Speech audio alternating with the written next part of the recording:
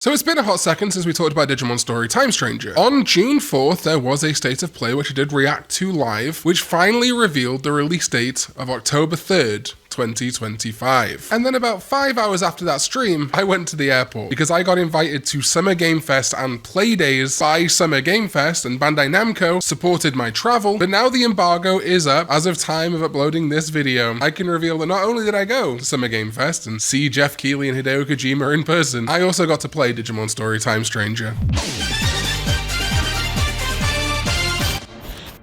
What is up, digital companions? My name is Karn EX and welcome back to the hardest secret to keep that I've ever had. So yes, a little bit over a week ago, I flew out to Los Angeles, got to watch Summer Game Fest live in person. It was incredible. Jeff, Kojima, some cringe. And then I attended the Play Days event where I got to actually have hands-on with Digimon Story Time Stranger. Now, if you want all that information, that is going to kind of be the second half or 2/3 of this video. And I want to very quickly go over the information that you guys got at the state of play and we got kind of outside of that on the websites and things like that. So to start with, the trailer was great. Lots of more information debuting. Some really cool like animations. I'm not sure how they're going to factor into the actual game. I don't know if that's the intro or what. Aegyeomon hanging out in the real world in a kind of disguise which resembles Mamio's costume from Digimon World 1 or Analog Youth if you're nasty. We see some other characters which I'll go over in a little bit. A bunch of Digital World stuff. The battle system at last. A very quick look at that UI. Don't worry, I will have more for you soon on that. Some newly confirmed rideable Digimon like Gankumon, Beelzemon and Behemoth, Monzaemon, Peckmon, Repamon and Mechanorimon. The Digifarm, a card game system of some variety. Coronamon and Lunamon confirmed, many more environments. There is this very important egg which the enemy faction seems to want to get their hands on or cause some destruction to, and we're trying to stop. Maybe that's Aegyeomon's egg, I don't know. A really cool possessed Titamon, or if not possessed, at least kind of like fueled by dark energy. More Jupitamon Wrath Mode and Aegyeomon flying towards Inori, with confirmation that yes, Digimon Story Time Stranger releases October 3rd, 2025. Now we do have more besides this. Very quickly, I predicted that Dobamon and Shojinmon would get spotlights. They did indeed get that, as did Minervamon and Titamon. Then after this release date trailer, we got some confirmation of some pre-order bonuses, and indeed special editions. So if you pre-order Digimon Story Time Stranger in any way, all versions, you will get the uniform of certain school, I don't know what that means, plus Agumon Black, Gabumon Black, and an adventure item set. However, if you also pre-order the deluxe edition, and this is digital, I believe, you also get the Cyber Sleuth set, including an Inori costume which looks like Yuki, Aiba costumes for the protagonists Dan and Kanan, and a Yugo costume for Aegyeomon. This is where things get really interesting though, and I know some people do have some issues with this, and I do not disagree. However, we'll see how this manifests. There will be 3 DLC packs, a season pass for this game, meaning that there will be waves of 5 additional Digimon times 3. So that means there'll probably be 3 waves of 5 Digimon each, plus additional episodes, like actual story episodes, and the Golden Moai farm item, whatever that means. So yeah, we are going to be getting brand new Digimon, 15 of them, I believe, although it could be 5 Digimon per wave, each with their own set of evolution. So it could be like Rookie, Champion, Ultimate, Mega, 5 of those, we don't know. I really want to know whether this is set in stone already, if they're going to do things like popularity polls, and I guess it's going to be hard to know which Digimon we want to see in these DLC Season Pass waves before the actual game comes out. Then there is also the Ultimate Edition, which includes all of that we've already talked about, plus a Digimon Adventure themed costume pack, with a Kari costume for Kanan, a Tai costume for Dan. I actually genuinely don't know whose swimsuit that's supposed to be, one of the girls from Try maybe, for Inori, and a Patamon Kigurumi for Aegyeomon. Amazing. Plus a public safety suit and special supplies set costume for the characters, a Cyber Sleuth background music pack, and the Ultimate Edition bonus of early unlock for a special Agumon and Gabumon. So what this is saying is that Agumon Bond of Bravery or Courage and Gabumon Bond of Friendship are going to be unlockable in the game regardless, but this Ultimate Edition bonus will get you access to them much easier and much earlier. So a lot of this is just cosmetics. I think the really big one that people are going to be kind of disappointed they're going to have to pay extra for are these 5 additional Digimon or 15 additional additional Digimon and 3 additional episodes. However, if digital is not your thing, well, there is also a physical collector's edition for the PS5 or Xbox Series X version of the game. This includes the pre-order bonus we talked about earlier, an art book, 100 pages of Time Stranger arts, exclusive collector's edition cards, Grace Novamon, Lunamon, Coronamon, and Aegiomon, which, while, yeah, we haven't seen it in gameplay yet, kinda confirms Grace Novamon's gonna be in the game too. But most excitingly, you can get your hands on 15 centimeters of Jupitermon Wrath mode.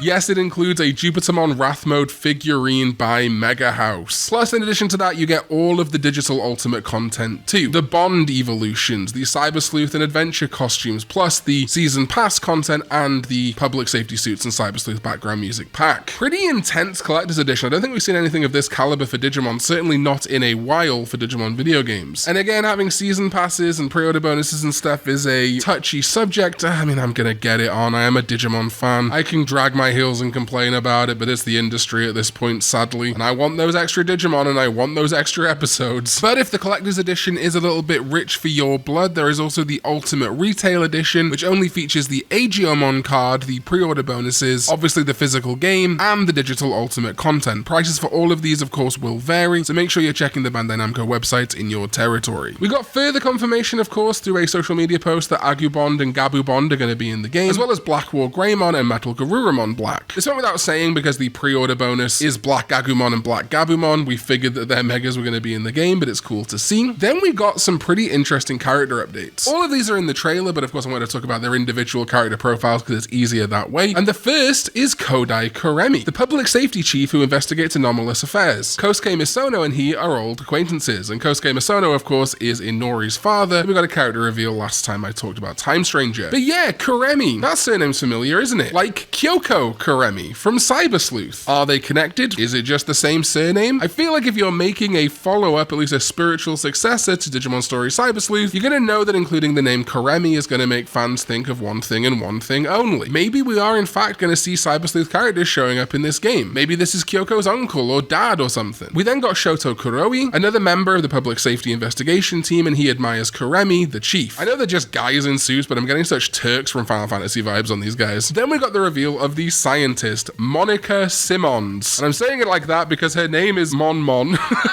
But no, she is a genius scientist belonging to the public safety. She conducts research on Digimon and is curious about Aegiomon. Sometimes she can't suppress her intellectual curiosity. So this might be our kind of Mirai of the game, though because of some information I've got that I will give shortly, it's kind of like we won't need a Mirai for a function in this game, just for the story. And finally, of the new characters from the public safety team, we have got Asuna Shiroki, a member of the public safety investigation team. She works with Kuremi, Kuroi, and Simmons. And again, that whole Turks thing I was talking about, she's giving me huge Cisne vibes. Finally, some other confirms that we kind of saw already, or at least could intimate. Bacchusmon, the chief of the Gear Forest, Digimon who love to drink and rules the settlement in the forest. Although always drunk, it displays incredible power in battle, so I do hope we're going to see crapulence mode in this game. Sirenmon makes a ton of sense, one that I did not predict in my predictions video, but really should have, because it is quite tied to the Limpos 12. The Singer of the Forest, the overseer of Bacchusmon. While Bacchusmon is always drinking, Sirenmon handles the actual work in the forest settlement. Then we got Coronamon, Minervamon psychic Digimon who looks up to Minervamon and lives with Lunamon. It has a competitive nature and wants to become stronger, which yes, naturally means we also got a post on Lunamon. Minervamon psychic Digimon who looks up to Minervamon and lives with Coronamon. It's always worried about Coronamon, who is constantly doing reckless things. And I guess I don't have to bury the lead on this one. I did indeed see Coronamon and Lunamon in game. More on that soon. And finally, we did get a look at her in the trailer, but her role has been revealed, and I think it's very interesting. Junomon, the Divine Oracle, the guardian of the gate that connects the human world and the digital world of Iliad, which I think means that Junomon is going to be responsible for Aegiomon and the gang being able to travel to the digital world. Does she know that Aegiomon could become Jupitermon, her potential lover or partner? I don't know. While I was finishing up making this video, Digimon Games did post a profile for Shellmon, the compassionate resident of the sea. It lives in the village of the Abyss Abyss area. By helping injured Divamon, it comes to suspected of being a traitor. Not great English there, but that's okay. Because this is the Digimon from the Abyss area, the area that we've probably seen the most of aside from Central Town, I imagine the marketing is now going to shift from Central Town into focusing on Digimon in the Abyss area, including probably Neptunemon, so keep an eye on that. Hello, future Karn here, recording the literal day this video goes out, and yeah, I was right. We now got a post on Divamon, who was referenced in Shellmon's post the other day. The injured Titan, a member of the Titan who caused trouble in the Abyss area. It was rescued by Shellmon when injured. Interesting, another Titan. Will Divamon be a boss? I guess we'll see. A couple other things I do want to touch on is that we have had the specs of the game revealed, specifically on the Japanese website, but in other places too. And it's not super surprising, but perhaps a little bit disappointing. On the PlayStation 5 Pro and regular PS5, the resolution is going to go 3840 by 2160, 4K, no HDR, and 30 FPS. It's going to take about 19 gigabytes with one autosave and 15 optional saves, whereas on Xbox Series platforms, the X is going to have that same resolution as the 5 Pro and 5, 3840 by 2160, but the Series S is only going to be able to do 2560 by 1440, with yes, the 4K being on Xbox Series X, but 2K on Series S. Again, no HDR and 30 FPS. The Xbox version though takes 25 gigabytes, not 19 gigabytes, which is interesting, but the same autosave and optional saves. Steam is really where the game is going to shine the best though. As well, it does do 1080, it has a minimum resolution of 720p, and going all the way up to 3840 by 2400 with 4K and 60 FPS capable. Now look, 60 FPS is not the be all and end all for an RPG. However, having just played Pokemon Scarlet and Violet in 60 FPS on the Switch 2, it does make a difference. It does make the game feel more smooth. Totally not essential, but I feel like my first run of this game may be on Steam, though I really want that collector's edition, and it doesn't look like the collector's edition will be available for Steam, so maybe I'm gonna have to get the collector's edition and the Steam version. I don't know. It's also much bigger on Steam at approximately 27 gigabytes, but again with one autosave and 15 optional saves. There are pictures of the various revolutions on the Japanese website, although the way they're cropped, I mean, it's not super noticeably different, but I think that's something that we can talk about when the game actually comes out. Okay, so that's a big update. Strap in, we're far from done, because I actually got to play the game. So a lot of people were questioning, why wasn't Digimon Story Time Stranger at Summer Game Fest? Well, it was kinda. Twice, actually. First of all, Summer Game Fest, well, people think of it as just being that live show. Summer Game Fest is basically any of the presentations and the Play Days event under that banner. So if there is an Xbox showcase, if there is a State of Play like there was, those are still considered part of Summer Game Fest. And yes, there is also the Play Days event for Summer Game Fest, which I was invited to. Thank you, Summer Game Fest. An invite-only part of Summer Game Fest for industry members, media, and stupid content creators like me. So yeah, I went to Summer Game Fest, I saw the live show, and then I went to Play Day, checked out a bunch of cool games like Code Vein 2 from Bandai Namco, Toa, as well as like Shadow Labyrinth. I went to go see Resident Evil Requiem and the new Onimusha from Capcom. Those looked incredible. Walking around there was so crazy. I didn't really go up and talk to a bunch of people because I didn't want to bother them while they're kind of doing an industry event. But, you know, seeing Jeff Keighley, Hideo Kojima, Shuhei Yoshida, Maximilian dude, and Kenny, and all the Yo Video Games guys. Susie, who I complimented on her Silent Hill videos. Lawrence from Inside Games. It was crazy to see so many other industry people that I respect and hope would consider me a peer if they knew who I was, as well as just, you know, big video game industry people. And then I got to go and see Digimon Story Time Stranger, and I had no idea what I was getting myself into here. I thought I was maybe going to look at someone play the game. No, I got to play the goddamn game. I got to play an actual build of the game. Now, it wasn't a demo, it was an actual build of the game, but they had very specific save slots which I could play from, kind of turning a real build of the game into ostensibly a demo. I think if there is a demo at something like Anime Expo, it'll probably just be the same thing I saw at Summer Game Fest, but kind of cut together into an actual demo, maybe. And they really just put me straight into the game, with Aegiomon entering the digital world with Inori and Kanan.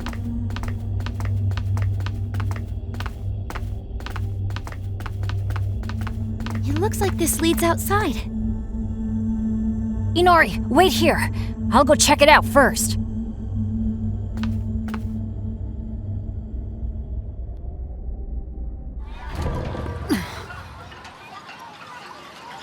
Whoa!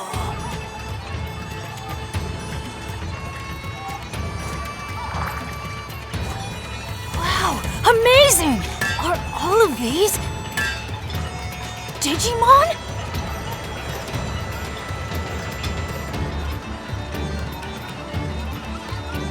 Wait, is this the place Minervamon mentioned? The world where Digimon live? We made it! We're actually in the digital world!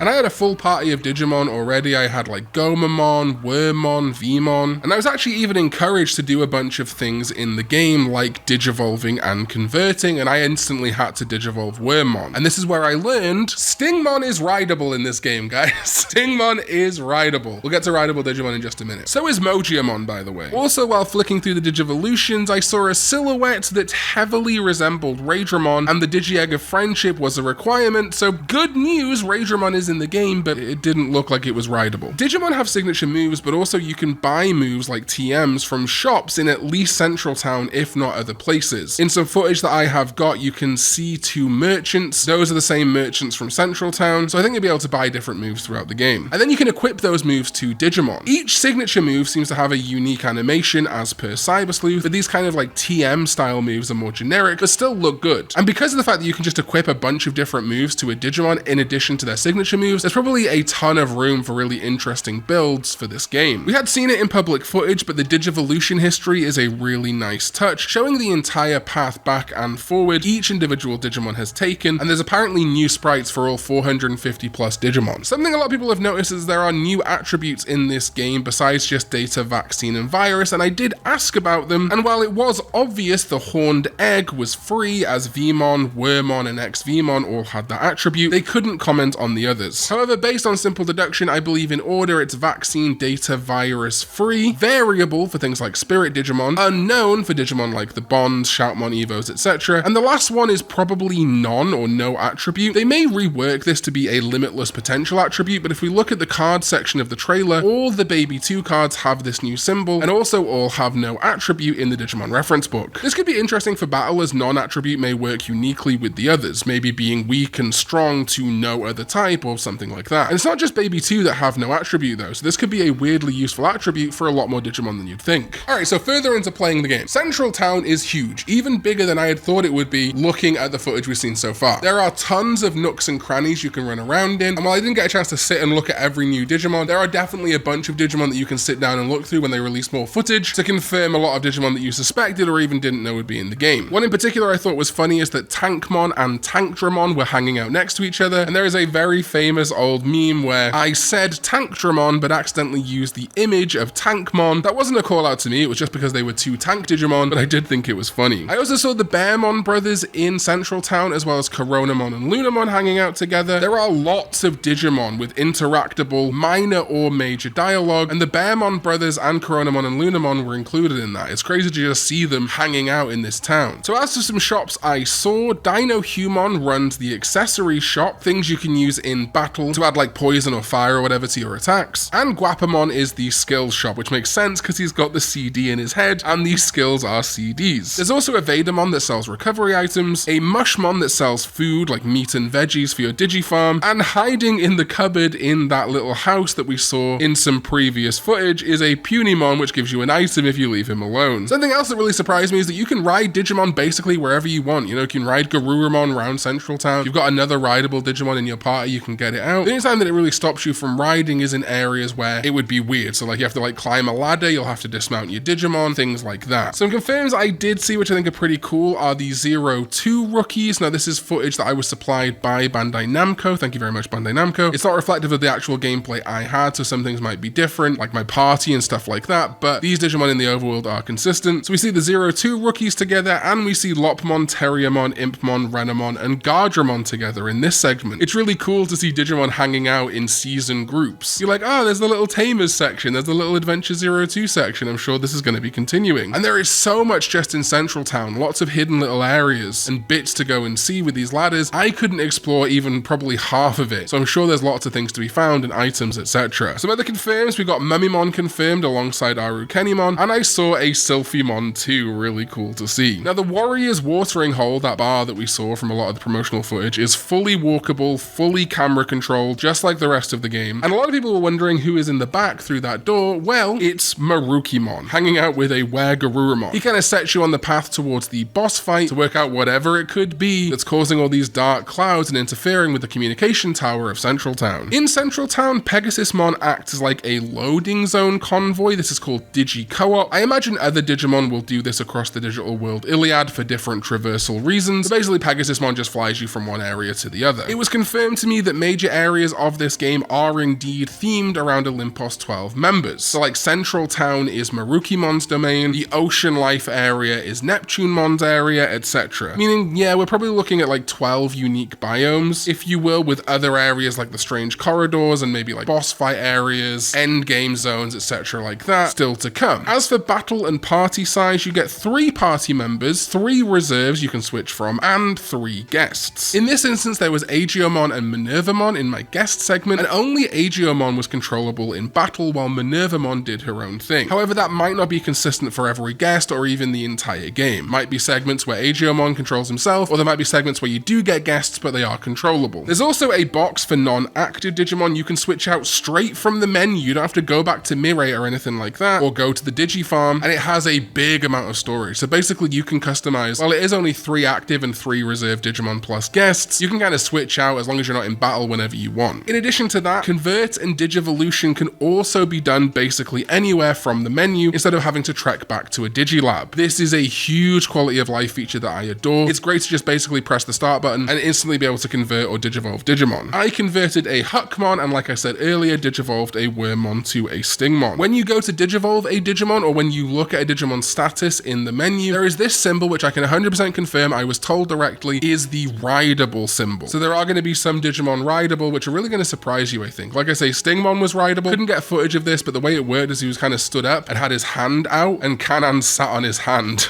It was pretty interesting. Going into battle, first of all, a really cool thing is that using a healing item in battle doesn't waste a turn, so you can heal your Digimon, raise their SP, whatever, and still get to attack. You can also change in Digimon from your reserves during battle, and that also doesn't waste a turn. The way they showed me this is that I used the Analyze feature on the boss Parrotmon, and it made it clear that Data Digimon was strong against it, so I switched in Tankmon and Cubimon. You can analyze at any time on your turn, again for free, doesn't waste a turn, and as you do attribute and elemental attacks, it builds up the information available each time you access the Analyze screen. So if you use a fire attack on a Digimon that's susceptible to fire, next time you analyze, it will tell you, yep, that was super effective. Another big thing is that cross combos have changed for this game. You can get a cross art. They didn't share me the specifics of how to activate each one, but during battle by fulfilling certain conditions, you can get what is now called a cross art. And this is where the phone, or Digivice, turns into the gun we've been seeing in the trailer. A lot of people kind of assumed that this gun was going to be like something you could use to like attack Digimon or capture Digimon or something, but this is specifically the cross arts. The one I used gave massive buffs to my entire party, but I imagine there will be defensive and offensive versions depending on the conditions met. We saw in another screenshot you can buy agent skills, Bond of Loyalty, Bond of Valor, Philanthropy, etc., and these all seem to do different stuff. In fact, you can see the cross art field greatly boost attack, defense, int, spirits for all allies for 2 turns. That's the one that I had, and the condition for this cross art was to be activated once the CP gauge is maxed. However, this will probably be different for all the different cross arts. So no, you don't just get to shoot Digimon willy-nilly with the gun, it is a specific in-battle trigger point, but it's nice to confirm that. Battle speed goes 2 times, 3 times, and 5 times, which really helps in battles for grinding, as it heavily speeds up attack animation, but so does the fact that you can press L2 in the overworld to analyze environments and see destructibles, hidden items, etc., and show Digimon you can use a Digi attack on. Yes, you can press R2 in the overworld to attack wild Digimon. It seems that most, if not all, encounters are not random, but Digimon in the overworld, finally. And if the Digimon is weak enough, they'll just die straight away without needing to enter battle, and you'll still get the EXP and the scan rate for doing so. Meaning that, yeah, you don't have to enter individual battles with like Koromon or little weak Agumon or whatever. You can just smash them in the overworld and still get the scan rate for them and convert them. Incredible. Love that quality of life feature. So I tried Digi Attack with a few easy rookies that went down, but when I tried to hit Shoutmon, they were too strong to one hit, so I entered a battle with 3 Shoutmon, and this is where I was incredibly shocked. Individual Digimon have English and presumably Japanese voice acting. Yep.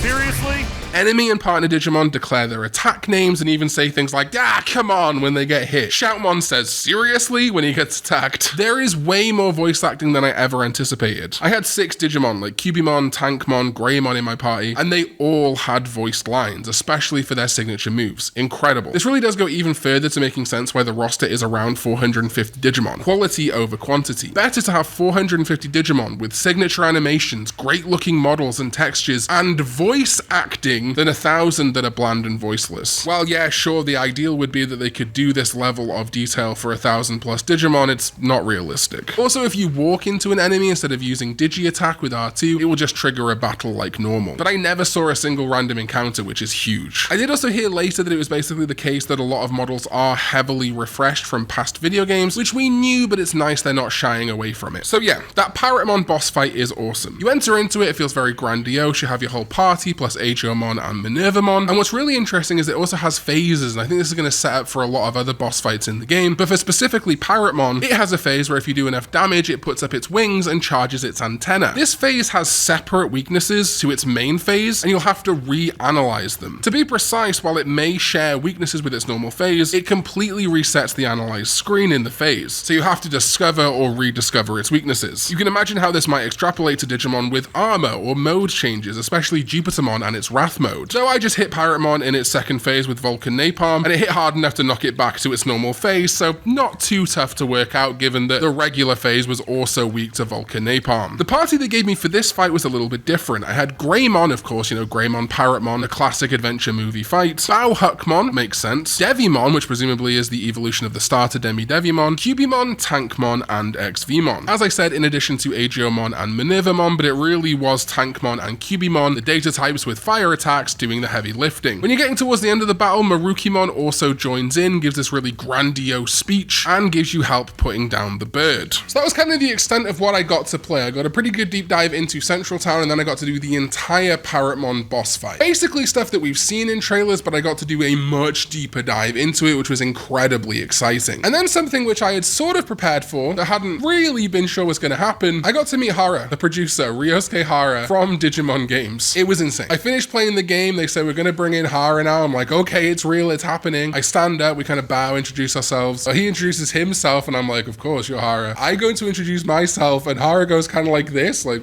please. And I'm like, huh? He knows who I am.